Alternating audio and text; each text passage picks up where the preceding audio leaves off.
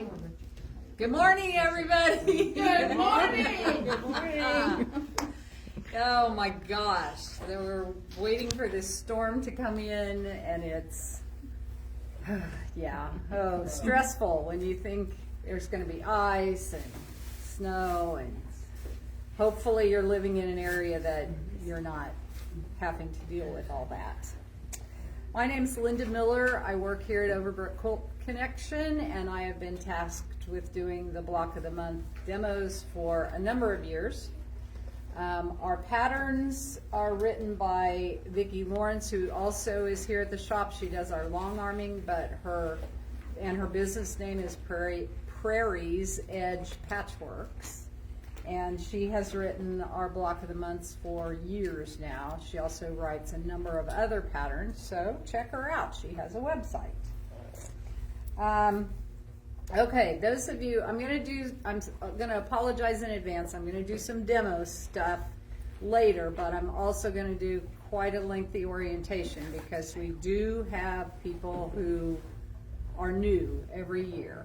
And so I apologize to those that have heard me do this for a number of years, but we have to bring the new ones in to the fold, so to speak. I apologize, we do not have our microphones for this video, so I hope you'll be able to hear me okay. We do have a few changed things this year. If you've done our Block of the Months in the past, you know that we have done our 9:30 session that we do as a Facebook Live, but then we post the video for you to refer to it later. This year we're doing it both on Facebook and on YouTube to try and accommodate the folks that don't use Facebook. You will be given, with your kit this month, you'll be given I'm not going to do it so close so it doesn't try and activate the QR code, but there's two sides to this little piece of paper. One has the F for the Facebook and one has the little red arrow for the YouTube. If you would like to use this and know how to do a QR code, you activate your camera, open your camera on your cell phone, and then focus in on that QR code, and it will pop up a little link, and click on that link and it will take you to the right spot. For YouTube, it will take you to the folder where all our videos will be housed for this project. On Facebook, it will take you to our feed, which then you'll scroll and find the video like you always have had to. Okay, another change that we have this year is the color chart. And it will help you figure out that you have the right colors, first of all, that you're using the right colors for the right steps. And then also, we have our cutting guides like we always have also in the past, or the last several years anyway. You can see that there's 5 colors on here, 5 colors on the pattern. When you get your kit, make sure you have 5 colors in it before you leave the shop. Okay? And the way we roll them, we try and get them so you can see all the colors on one edge. Okay, so you can see there's 5 here, you're good to go. Okay, the cutting charts, what we make them for is to help you know what we were thinking when we cut the piece of fabric the size that it is, okay? So like for instance, the light has 3 lines. One of them, you'll use the majority of the length. Make sure you have your piece oriented the same way as our cutting guide. And then you have 2 other rows that are not as long as the whole fabric, so you'll have a little chunk of fabric left, okay?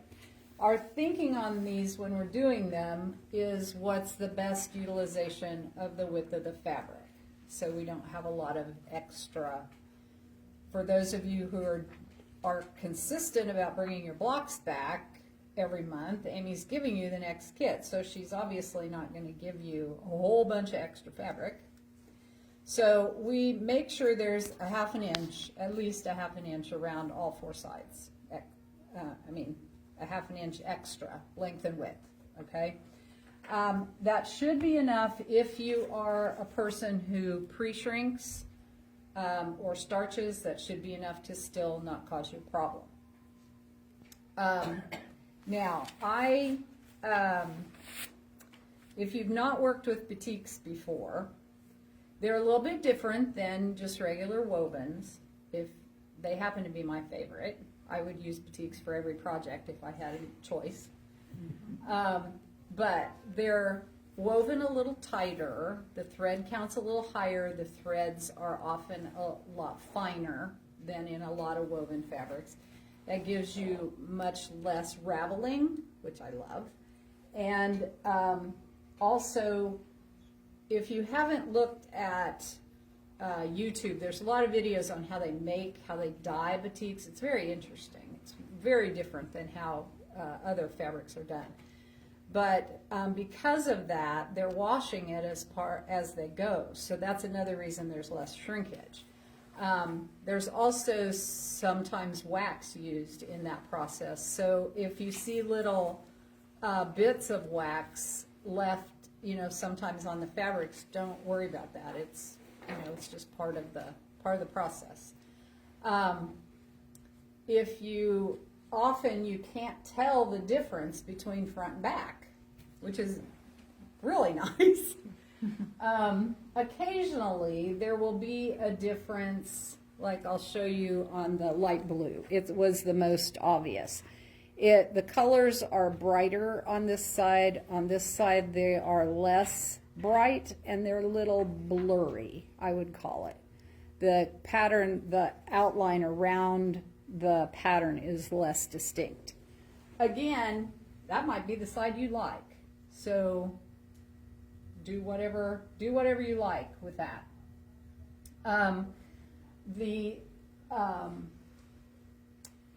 Like on the light, there is the side I used for the right side has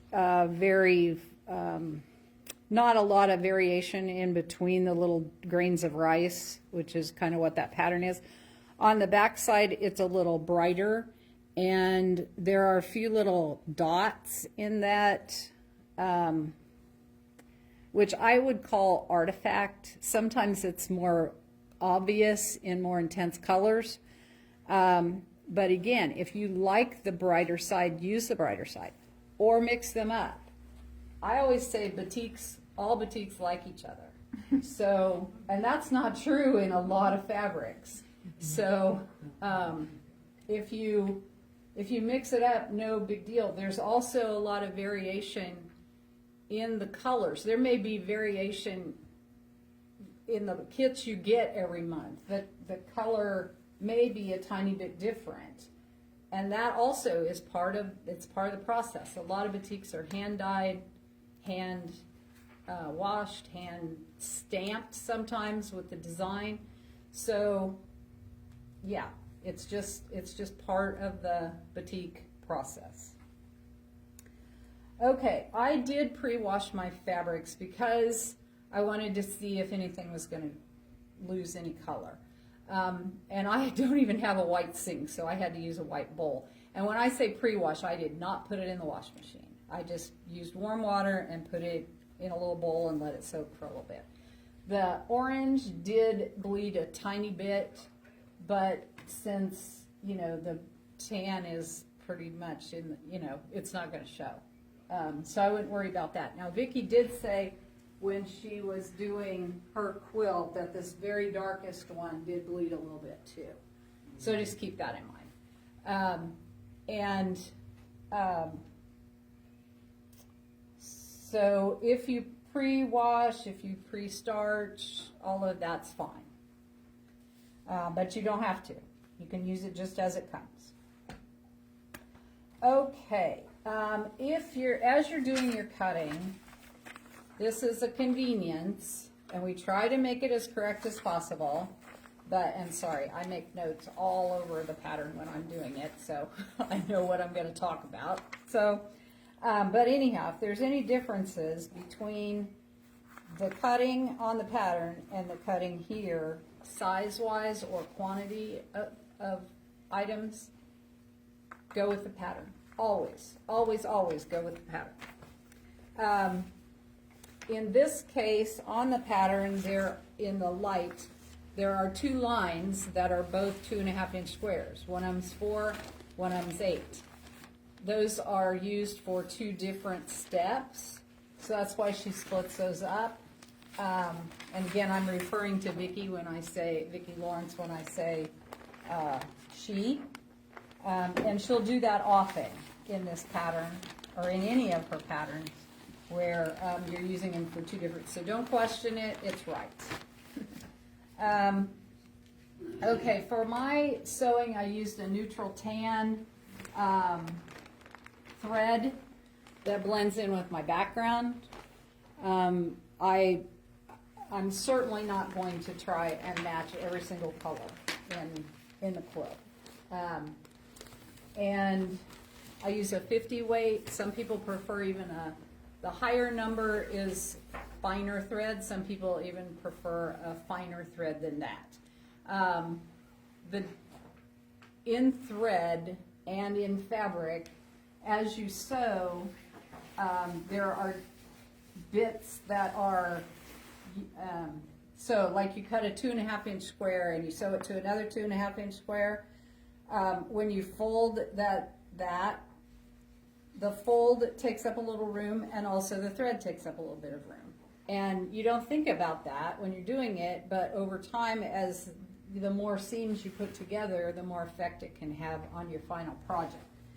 So those are things to keep in mind as you go along if you're struggling to have something that's the right size. If your product is not the size that the pattern says, okay? I have people constantly who come with their stuff and ask me to look at it, which that is perfectly fine, and anybody in the shop can do that. If your stuff is not coming out the right size, if you can't figure out what's wrong, ask us. I can tell you that 90% of the time or more, it's either cutting, not accurate cutting, or not accurate seam allowance, or inaccurate pressing, I guess I should say, because sometimes there are folds, they won't get it. There'll be an extra fold as they're pressing it.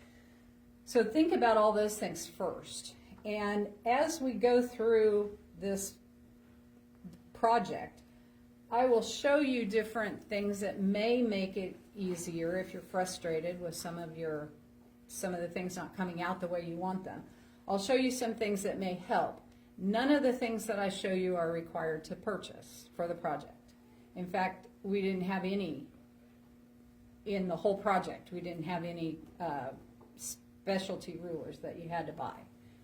But I will show you some things along the way that, just in case you're having trouble, we want to make it as pleasurable for you as possible. So the first thing I'm going to show you is the sewing machine seam guide. Very inexpensive, great to keep in your sewing drawer. Has a bunch of different widths besides the 1/4 inch, but the one that's closer to the ruler size is your 1/4 inch. And how you would use it is you'd put that on your sewing machine bed, and you would take your needle and put it in, crank it down into that hole, in the 1/4 inch hole. And then your foot, the edge of your foot, or whatever line you're going to use to sew by, should hit right on the edge of that ruler. And if it doesn't, if you can adjust your needle to where it does match exactly. If you can't adjust your needle, then there are any number of things that you can put on your the bed of your machine as a guide. And these are ones that peel off and don't leave residue, but they're thick enough that you can have an edge to sew by. So if that's what you were using, then you'd stick that right along the edge of that and give yourself an accurate 1/4 inch. Okay.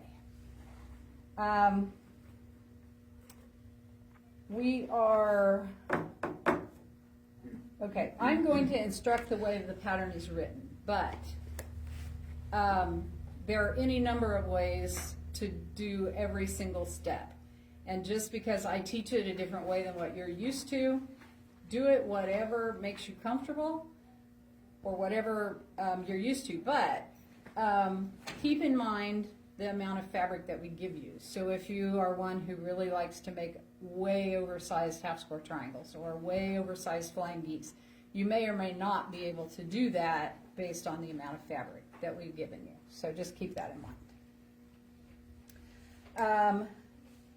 All right. I'm going to talk about grain, straight of grain. Now, Vicki always designs to where the outside of any unit is going to be straight of grain on the outside edge. And by straight of grain, I mean if it doesn't stretch at all, that's usually the lengthwise. If it stretches a tiny bit, that's usually crosswise.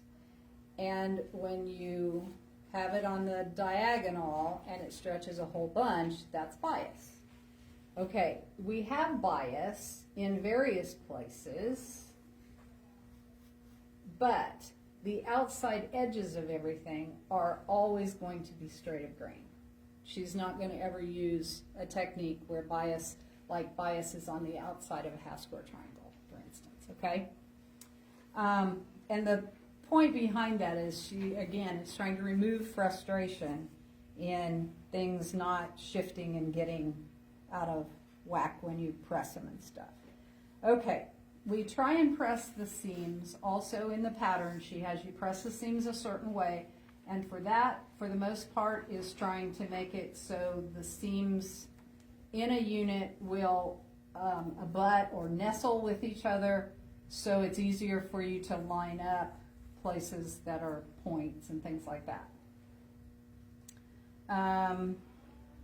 All right, check the size of your unit every single time. Check your half square triangles, make sure they're the right size, and I will show you how to square those up here in just a little bit as we go through the demo. When you sew a complete unit, make sure it's the right size because everything builds on each other, okay? So if you're wrong at the very beginning, you're going to be wrong at the end, okay? All right. One thing about, okay, I'm trying to think where I can show this to you. On the pattern where she shows, for instance here, the little center unit that we're making, it shows the points going all the way out to the edge, and that is a limitation of the software that she used. I'm doing that little square and a square looking unit there. Yours will have a 1/4 inch seam allowance all the way around. Your points will not go all the way out to the edge, so just keep that in mind. That'll happen every month that we will have that. And just keep in mind that yours need to have a 1/4 inch. Okay, any questions so far? I'm sorry to have made this go so long, but when we have new people, well, the ones at first session told me it was helpful, so I assume that it is.